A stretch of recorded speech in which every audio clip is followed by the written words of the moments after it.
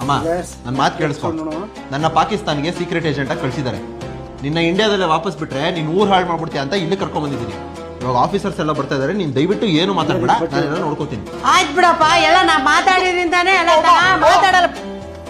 ಸಲಾಮ್ ಬೇಗಂ, ಇವರು ಆಶಿತ್ ಖಾನ್ ಅಂತ ನಮ್ಮ ಲಿಯಾರಿ ಪೊಲೀಸ್ ಡಿಪಾರ್ಟ್ಮೆಂಟ್ ಸೇರೋ ಒಬ್ಬ ಜಾಬಾಜ್ ಸೋಲ್ಜರ್. ಇದು ಇವ್ರ ಅಮ್ಮಿಜಾ.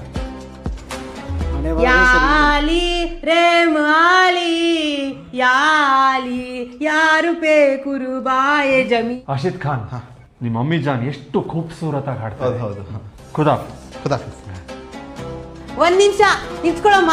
ಫಸ್ಟ್ ಟೈಮ್ ಮನೆಗೆ ಬರ್ತಿದ್ಯಾ, ಕುಂಕುಮ ಬ್ಲೌಸ್ ಪೀಸ್ ತಗೊಂಡೋಗು.